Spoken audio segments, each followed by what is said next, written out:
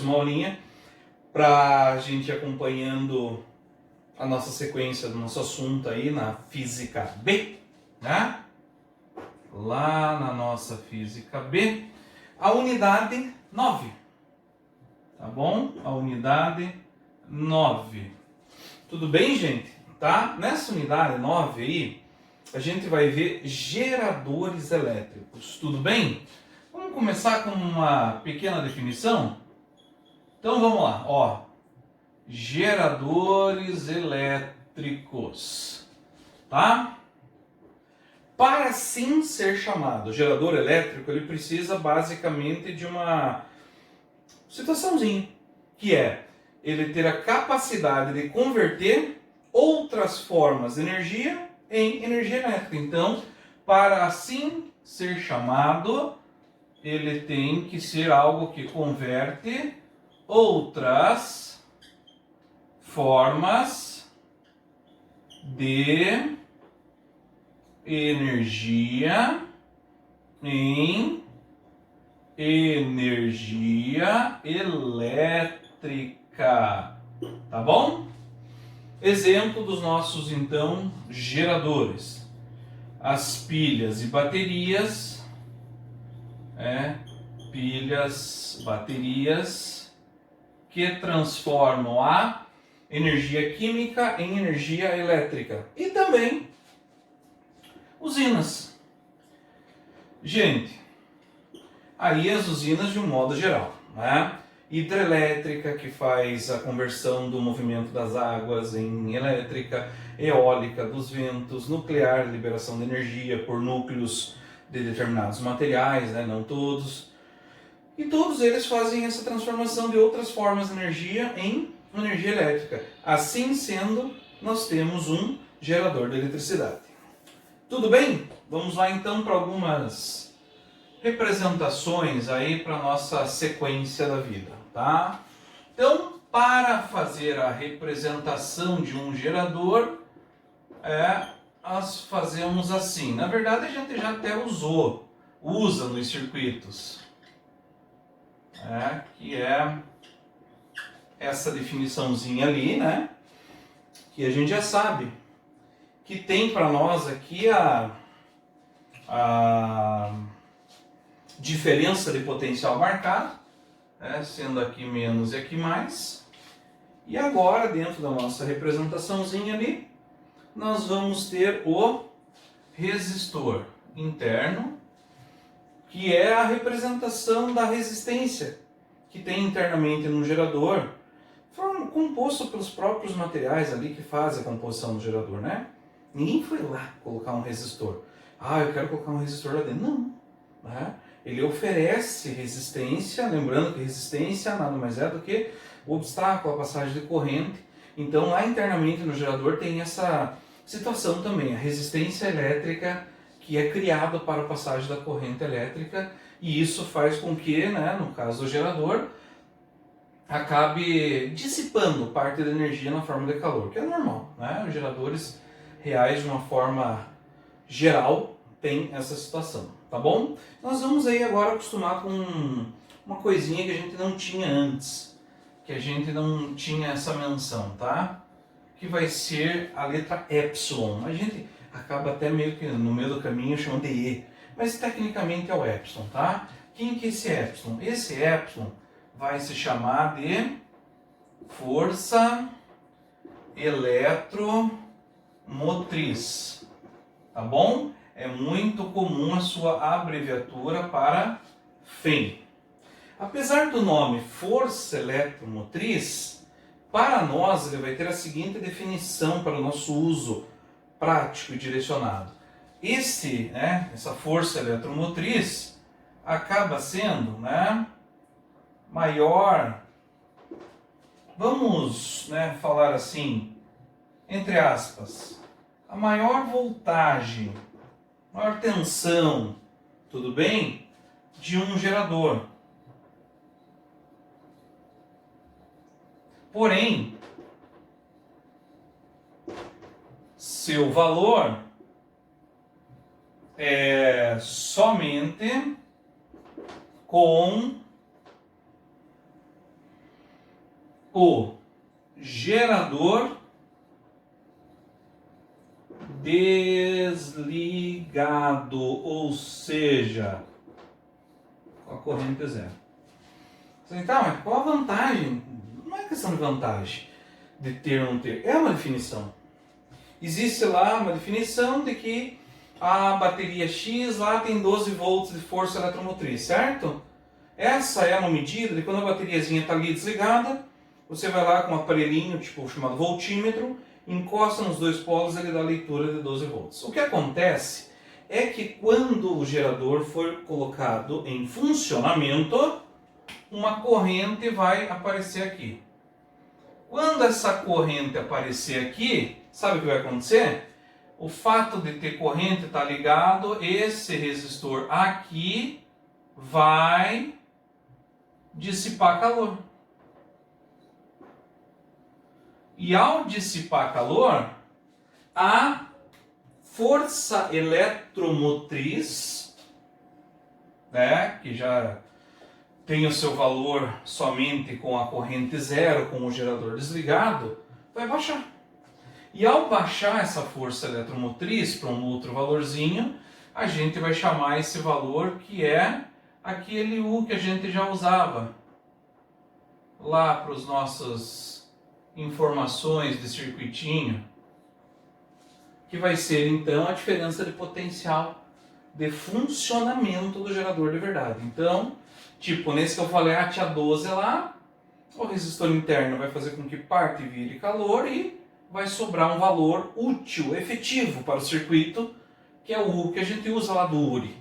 Tudo bem? Então ele vai continuar aparecendo aí nas nossas anotações. Tudo bem? Então, a partir de agora, quando tem um gerador real, que tem a resistência interna dentro dele, eu já falo do gerador ideal, tá? O gerador real com resistência interna dentro dele, nós temos que a DDP útil de funcionamento, ela é menor do que a força eletromotriz, porque parte da energia se dissipa na forma de calor internamente. Tudo bem, galera? Muito bem. Então, vamos agora ver uma outra coisinha que é a seguinte.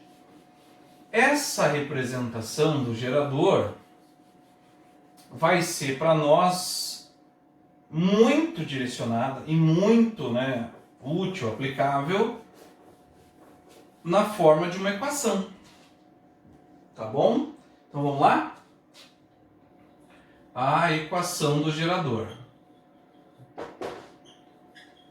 Então, baseado ali na nossa representação, aqui, onde a gente já conversou ali, né?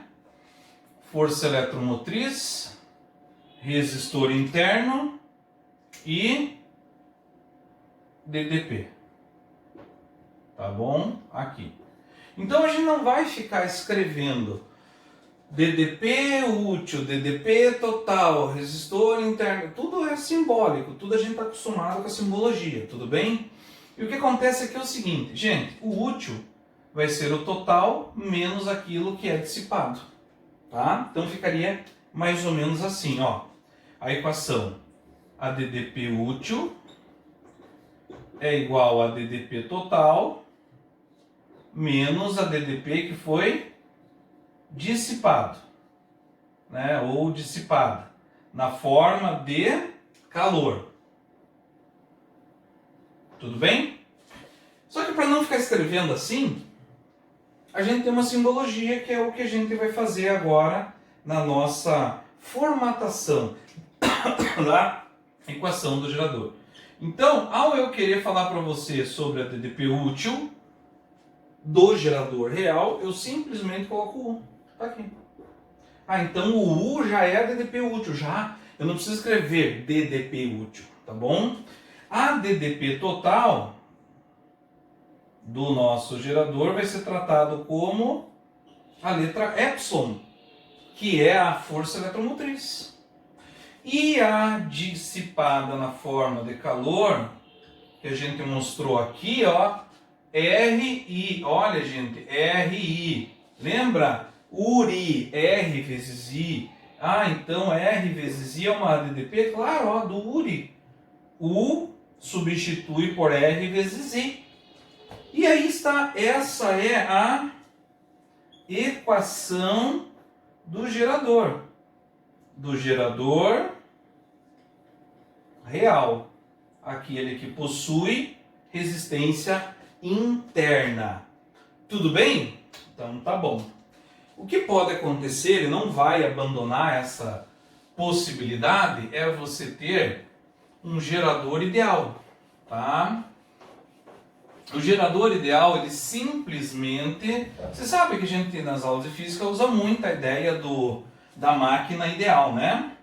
Então, o gerador ideal, a gente vai simplesmente supor que ele funciona com aproveitamento máximo, que ele não tem a resistência interna, que é aquilo que dissipa parte da energia na forma de calor. Então, se eu quiser representar um gerador ideal, eu simplesmente ignoro a resistência interna. Então, aquilo que eu chamo de força eletromotriz e aquilo que eu chamo de DDP útil, né? Aquilo que realmente sobra para o circuito, não tendo quem dissipe calor, a DDP útil e a DDP total são iguais. Então, isso é gerador ideal. Beleza? Então tá aí, né? Algumas situações vai acontecer do gerador ser tratado como ideal. Ignore daí então qualquer desperdício. 12 volts foram informados, esse gerador ele é ideal. 12 volts alimenta o circuito. Beleza? Muito bem. Só ver se tá tudo ok aqui. Olha aí, tá filmando sim. Isso que importa. Tá bom? Então nós vamos dar continuidade aí à nossa situação envolvendo os geradores. Uma coisa que se usa muito, mas muito mesmo em geradores, é a representação de um gerador na forma de um gráfico. Gosta de gráfico? Não, né? Normalmente a galera não gosta. Mas aqui ele vai aparecer bastante, tá? Não tem muito que você escapar, não. Muitas vezes até o exercício é, de acordo com o gráfico, responda. Porque o próprio gráfico, ele é o enunciado. Bateu o olho, pô, já sei, esse gráfico é tal coisa, beleza? Então vamos lá, vamos ver como é que fica aí quando trata-se de um gerador. Tá bom? Vamos lá. Beleza? Então aqui, liberando um espacinho. E aí a gente já conversa do gerador representado por um gráfico. Tá bom? Então tá aí. Deixando branquinho nosso quadrinho de novo. E vamos lá. Tá? Então, ó, um gráfico. Quando nós temos o gerador representado por um gráfico, você vai ter ele na forma de representação U de voltagem por I de corrente. Tá bom? Como é que vai ser esse gerador? Sempre que for representar um gerador num gráfico U por I, ele será assim. Tá bom?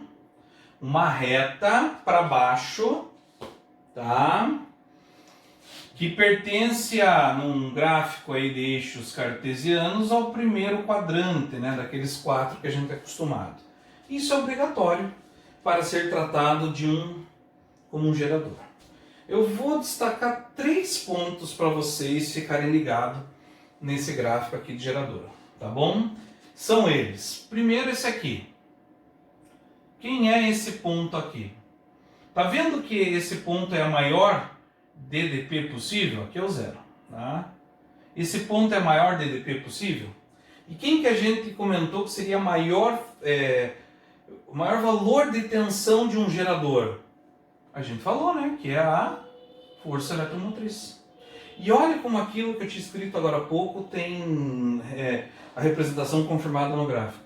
Quando eu tenho a força eletromotriz, né, que é na mesma unidade em volt aqui, eu tenho 0 de corrente. Tá vendo? Então, para a força eletromotriz de um gerador, a corrente é 0, ou seja, corrente 0 está desligado. Tá bom? Muito bem. Um outro ponto, né, então, aqui é a nossa FEM, força eletromotriz. Um outro ponto é o finalzinho da reta. Esse finalzinho da reta aqui, vejam que ele representa a corrente máxima. Só tem uma coisa, perceba. Quando ele atinge a corrente máxima, ele tem a DDP caída a zero. Sabe por quê? Porque quando ele atinge a corrente máxima, ele com DDP igual a zero, quer dizer que ele tem a corrente de curto-circuito.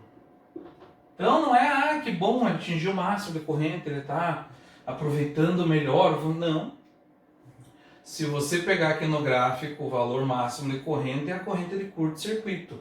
Essa corrente, quando atingida, ela tem risco de dano ao aparelho. Tá? Tudo bem? E aí um outro ponto que eu gostaria de destacar é como se fosse assim, um atalho para você. Muitas vezes ele vai pegar e falar sobre assim, qual a potência máxima desse gerador? E aí você vai ficar, e agora? É aqui? Onde que é a potência máxima? Então tá aqui, ó. Quando ele atinge os valores de potência máxima, você vai perceber que ele sempre vai estar na condição de potência máxima quando ele tiver com a metade da corrente máxima. Gente, ó, a corrente máxima é a chamada corrente de curto-circuito. Vou chamar assim, CC, curto-circuito. Então, quando ele atinge essa corrente máxima, corrente de curto-circuito, tudo bem? Ele vai estar na sua potência máxima. E como é uma reta aqui, tá vendo? A relação é linear entre a potência, entre a tensão e a corrente. Ao ele atingir essa corrente de curto-circuito pela metade, né, tinha até esquecido de colocar o sobre 2 aqui, é sinal que ele está com a força eletromotriz também pela metade. E aí você vai calcular a potência usando essas duas informações, lembram lá? Uma das relações de potências que a gente usa bastante é o π. Agora, qual I? A corrente máxima, que é do curto-circuito, pela metade. Qual U? A voltagem máxima, que é a força eletromotriz, pela metade. E pronto. Você tem ali a tua potência desse gerador no seu valor máximo, que é sempre com esses dois valores. A metade dos dois valores. Beleza? Muito bem. Então aí, né? Bonitinho. Tá bom, gente? Bom, falando um pouquinho de potência, né? Agora que a gente já viu como é que funciona o gráfico, enquanto isso eu vou dar uma conferida. Tá? Então, falando um pouquinho da potência no gerador, nós temos as seguintes situações aqui para potência, tá? Vamos lá? É o seguinte, ó. Muito bem. Então, visto bonitinho aqui o gráfico, né? Os pontos aí que eu queria mostrar para você. Agora nós vamos falar um pouquinho das potências. Bom, no gerador nós vamos ter a potência da seguinte maneira, né? Então vamos lá, potência no gerador. Bom, nós vamos ter a seguinte situação, gente. Um gerador vai ter assim a potência total, a potência útil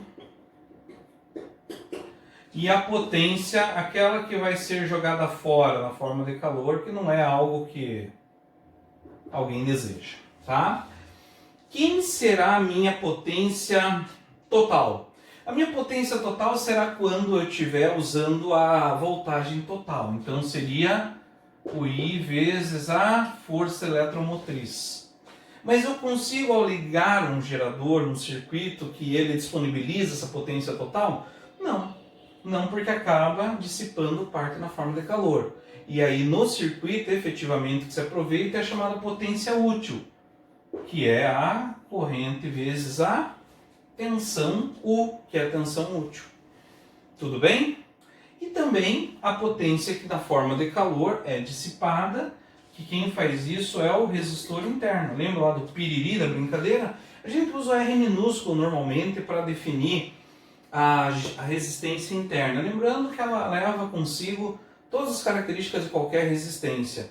Quando está em série, quando está em paralelo, tudo que a gente fala de resistência, ela entra na jogada também, tá bom? Bom, então aqui, gente, é só cuidar que, então o que vai ser aí a relação entre elas? A potência útil, por exemplo, que é aquela que o gerador consegue fornecer ao circuito. Nada mais é do que a potência total menos a potência dissipada. Tudo bem? Tá aqui. E aí, gente, a partir dessa relação da potência total menos a dissipada, dá a útil, que é uma coisa, acho que um pouco lógica, nós temos aí a possibilidade de falar em rendimento. Como toda máquina, né? Na física a gente usa bastante o termo rendimento, aqui não vai ser diferente. O rendimento aqui também, assim como em outras máquinas, vai ser tratado pela letra grega ni. Tá? É um número adimensional, ou seja, sem unidade de medida. E ele trabalha com a razão, né? Com a divisão de valores entre a potência útil e a potência total. Lembra lá do gerador ideal? O gerador ideal ele não tem potência dissipada. Ah, então a útil é igual ao total. Sim. Aí o rendimento seria 100%. Sim. Hipoteticamente seria 100%. Hipoteticamente porque a gente sabe que a gente não tem um gerador ideal numa situação de verdade, né? Mas, como o termo ideal vai ser bastante tratado em resoluções, exercício, considera-se essa condição para as nossas resoluções. Tá bom? Agora veja, quem que é a potência útil? Olha aqui, ó, o π. Tá? Então coloca ali só para você ver. A potência útil é o I sobre U. Quem que é a potência total? Ah, é o PI, Pi. Aqui nunca tinha pensado. Né? Então tá aqui. Beleza. Já sabendo, né, que esse epsilon é a força eletromotriz. Então, eu posso simplificar aqui a corrente e tenho que a minha relação de rendimento, além de poder ser potência útil por total, também pode ser a tensão útil pela tensão total. Tudo bem? Sendo então esse Ni, esse rendimento maior que 0 e menor que 1 para geradores reais, né? Então, gerador real. E sendo esse Ni, hipoteticamente, igual a 1 para o gerador ideal. Tá bom? Então, tá aí nossa representação do rendimento para os nossos geradores. Beleza? Muito bem, tá? Então agora é só colocar mais uma coisinha aqui, que é um gráfico da potência útil máxima em relação à corrente, para vocês verem como bate com aquela outra informação, tá?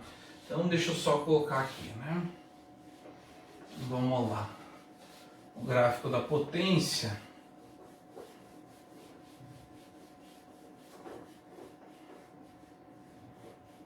Aqui, ó. Até vou deixar ali porque eu só vou pegar uma pequena informação ali, né? Então, se eu fizer um gráfico e esse gráfico for da potência útil pela corrente, esse gráfico ele vai sair daqui, ó. Tá? Então, a potência útil é total. I vezes epsilon é aqui menos RI ao quadrado, né? Lembra que isso aqui é RI ao quadrado. E isso aqui é I vezes I. Então ficaria isso aqui, né? Tudo bem? Então tá bom. Deixa eu só melhorar aqui. Então acaba que se eu fizer um gráfico da potência útil em função da corrente, veja que tem um I ao quadrado lá, ou seja, vai dar uma função de segundo grau. E ao dar essa função aí de segundo grau, nós vamos ter uma parábola, né, que em relação ali ao coeficiente, aqui o R, que vai dar a concavidade da parábola, acaba sendo assim, para baixo, bem bonitinho, tá vendo? A parábola bem feitinha. Muito bem. E aí ele só mostra para você, não precisa se preocupar com isso, mas é só para você saber por que é uma parábola, né? Quando você fala em potência útil pela corrente, é isso aqui, ó, função de segundo grau, né? Ele atinge a potência máxima, adivinha quando? Quando ele está na corrente máxima pela metade. E quem que é a corrente máxima, lembra? É a corrente de curto-circuito. Que quando atinge a corrente de curto-circuito, a potência útil é zero. Tá?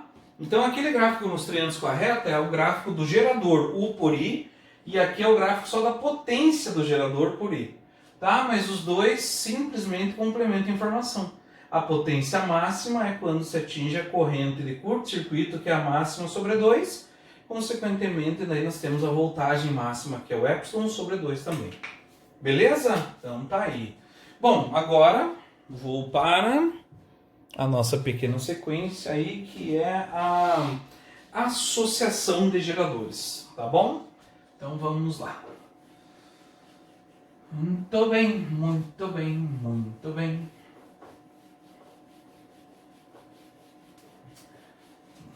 Vamos lá. Na nossa associação, nós não vamos ter nada diferente do que a gente já conhece, que é série e paralelo. Tá bom?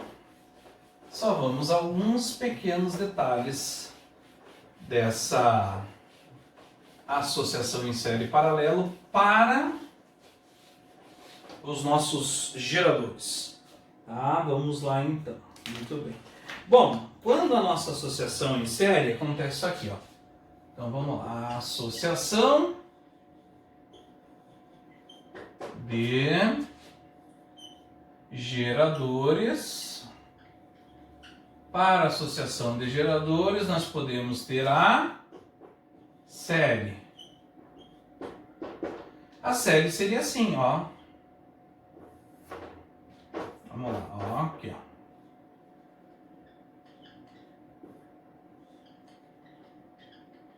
Aqui. Não tá aí. Bom, pense assim, ó, como se fossem geradores, como se fosse uma pilha, né? Ó, para você associar corretamente, você tem que fazer isso aqui, ó. Aqui, ó, a barrinha grande é o polo positivo. E aí, para ele estar em série de forma correta, ele tem que estar conectado à parte negativa do outro. Como a gente usa pilha de verdade, né? Ainda temos bastante coisa aí que usamos com pilha, né? Então tá aqui. Aí. Tá bom? Como se fosse assim. Tudo bem? Então beleza. Aí o que nós temos? Aqui, beleza. Então cada um deles vai ter uma resistência, tipo, sei lá, geradores idênticos em série. Aqui é o R, aqui é um outro R, aqui é um outro R. Aqui é uma tensão 1, uma tensão 2 e uma tensão 3. Tem que ser igual? Não necessariamente. Uma associação em série não tem que ser igual. Qual a vantagem da associação em série? A vantagem é que a tensão, né, a força eletromotriz, a voltagem total, quando se associa em série, é a soma das voltagens dos quantos geradores você colocou. Eu coloquei 3, mas poderiam ser mais. Só que também tem que cuidar com o seguinte, né, na interpretação. Daí vai gerar uma corrente, né, e essa corrente vai fluir pelo circuito que esses geradores estão alimentando. Então, qual é a vantagem de você ter associação em série? Associação em série é que você acaba tendo uma voltagem maior, por consequência disso, você vai ter uma potência maior. Tudo bem? Então, beleza. Bom, claro, não pode exceder, como a gente já sabe, a tensão que os aparelhos nominalmente, né, que vem de fábrica, constam. Eu não posso pegar algo que funciona em 50 volts e ligar numa bateria de 100, vai queimar. Então a gente tem que, claro, dosar. Isso aqui é o entendimento da associação em série. Mas é óbvio que continua valendo aquela coisa. Não pode ligar em voltagem maior do que aquilo que o aparelho suporta. Tudo bem? Só não esquece que a resistência, ao estar em série aqui, a resistência equivalente que é a total da série, também vai ser a soma, tá? Então vamos supor lá que aqui é um R1, aqui é um R2, aqui é um R3. Então eu tenho que somar essas resistências aqui. Tudo bem? Então associar em série aumenta a resistência? Aumenta. Mas é pouco em relação a quanto a tensão vai acabar somando e aumentando para o circuito. Mas se a pergunta for associar geradores em série aumenta a resistência da associação? Aumenta. Tá ali. Em série a gente sabe que a gente soma. Se a pergunta for só essa. Mas aí fica, então não deveria fazer isso? Deveria. Se eu quero mais potência dissipada, eu preciso de mais geradores, que dá mais voltagem, que dá mais potência. Tá bom? É uma questão de interpretação do que ele estiver falando para você. Tudo bem? Beleza? Ótimo então. Bom, o que nós temos caso não seja associação em série? O que nos resta? Bom, nos resta que ele pode, ao invés de colocar a associação em série, pode ser em paralelo, né? Então a gente sabe de algumas coisinhas lá do paralelo que vão ser completamente utilizadas aqui, tá? Que seria mais ou menos assim a ideia, ó. Aqui, aqui e aqui. Tipo, fiz assim. Associei, não vou dizer nenhum aparelho funcionando, é só a ideia do paralelo. Tá bom? Então, associei em paralelo. O que acontece? Acontece aqui que eu tenho um E1, um E2, um R1 e um R2. Tudo bem? Bom, o que acontece quando eu faço a ligação em paralelo de geradores? Gente, primeiro, para que a ligação em paralelo seja algo que eu possa utilizar, seja algo eficiente, tá? Em paralelo eu tenho que ter geradores iguais. Por quê? Porque se os geradores forem diferentes, além de não ajudar, pode até atrapalhar. O gerador de menor tensão pode vir a se comportar como um receptor e ainda usar a energia do gerador maior. Tá? Então acaba que eu tenho que fazer o uso de geradores em paralelo sendo iguais. Tudo bem? Mas ele gera uma corrente aqui, esse aqui gera uma corrente aqui, as correntes se somam e vira total ali. É isso aí. Então ele pode vir a trazer uma quantidade maior de energia ali para o meu circuito. É a ideia. Né? É a ideia porque quando você associa em paralelo, a tensão total não vai, lembra? A tensão total em paralelo não vai somar. Não vai dividir, não vai subtrair, não vai multiplicar. A tensão total vai ser igual. Por isso que os geradores têm que ser iguais. Então são duas pilhas. Pilha tem 1,5 volt cada uma. Né? Você sabia? Toda pilha tem 1,5 volt. Pequena, média, grande, alcalina, comum. A diferença do tamanho seria a reserva de energia química para transformar em energia elétrica, ou seja, quanto mais energia tiver, mais duro o gerador. Mas é tudo 1,5 volt. Então se eu tivesse duas pilhas aqui, de 1,5 volt cada, qual seria a tensão do circuito? 1,5 volt, não seria 3. Para ser 3 com duas pilhas, teria que ser em série, para daí você somar. Tudo bem? E aí o que acontece? Qual a vantagem? A vantagem é que vai durar mais, vai acabar diminuindo um pouquinho a resistência interna, porque lembra em paralelo, quando você faz em paralelo essas duas resistências, a resistência equivalente seria como ali? Lembra? Seria o produto pela soma. Se as duas fossem iguais, 5 e 5 ohms, duas iguais em paralelo, equivalente a 2,5. Então, mas com resistência equivalente menor para o circuito, acaba que, digamos assim, sobra mais energia. É isso que eu falei. acaba tendo mais energia associando com dois geradores em paralelo. Tá bom? Porque a resistência equivalente diminui e isso reflete em mais corrente para o circuito e mais energia para o circuito. Tá bom? Beleza? Então é isso que acontece aqui no paralelo, tá? A série eu somo as tensões, no paralelo eu tenho que usar iguais para que não haja problemas de, ao invés de um ajudar o outro, se forem diferentes, além de não ajudar, atrapalha. Tá bom? Muito bem, deixa aqui só ver se tá tudo em ordem aqui. Então, tá em ordinha ainda. Ótimo, tá? Então o que eu vou fazer aqui para vocês? Eu vou fazer só uma representação que eu acho que não está aqui na forma de exercício, mas eu acho interessante, tá bom? Eu vou inventar valores ali só para você ver uma coisinha bem comum, que é o seguinte, tá? Vou inventar. Aqui, que é o gráfico do gerador para você achar a resistência interna. É bem comum isso aí, e eu vi que não tem um bem clássico assim dos exercícios. Depois na outra aula eu vou fazer exercícios da apostila aí, tá bom? Então, essa unidade 9 vai ser composta por essa aula e a próxima com resolução dos exercícios, tá?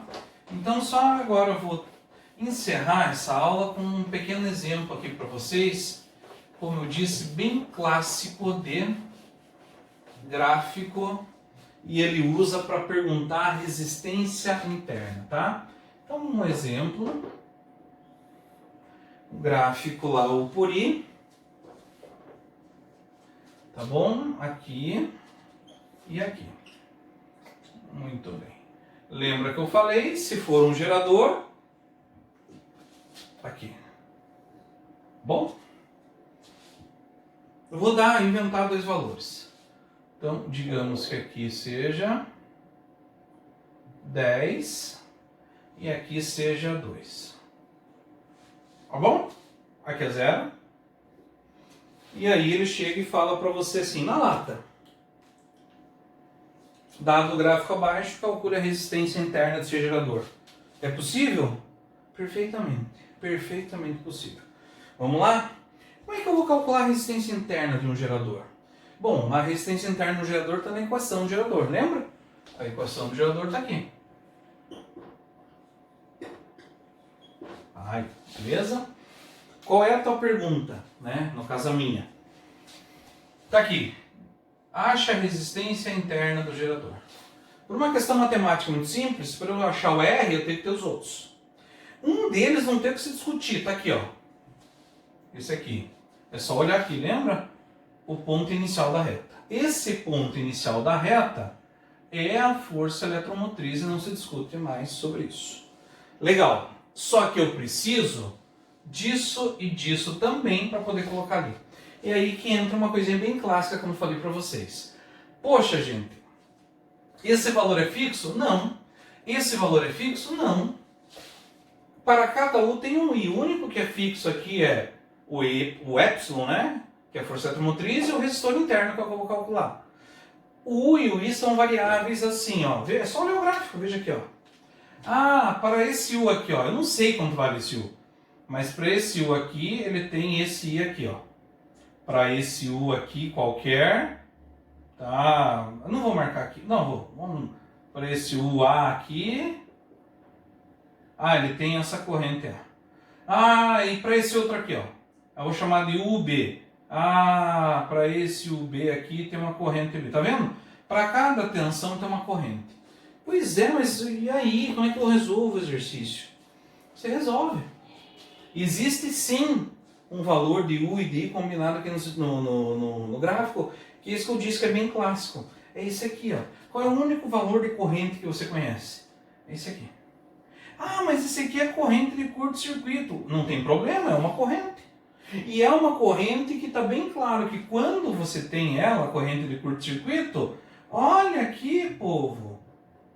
Aí, quando a corrente é de curto-circuito, a tensão associada é o zero, que eu já falei para vocês. Então eu tenho sim uma tensão e uma corrente, pronto. Basta agora que façamos as substituições. Ah, então para U igual a zero, A força eletromotriz não tem que ser para isso ou para aquilo. É esse primeiro valor aqui, o máximo 10. Eu quero R. Agora sim, para U igual a 0, curto-circuito. Passo 2R para cá positivo. E aí está. O R igual a 5 ohms. Bem clássico esse. Ele dá o valor da corrente de curto-circuito, da força eletromotriz e pergunta, calcule a resistência interna. Você vai usar U igual a 0 para o I corrente de curto-circuito e o Epsilon é o início da reta. Aqui. Beleza? Galera, valeu. Tá? Tomara aí que vocês assistindo ajude vocês a compreender. E na próxima aula que você já for assistindo a sequência, já serão as resoluções de exercício da mesma unidade. Beleza? Daqui a pouco a gente se vê de novo para resolver esse exercício. Tchau, um abraço.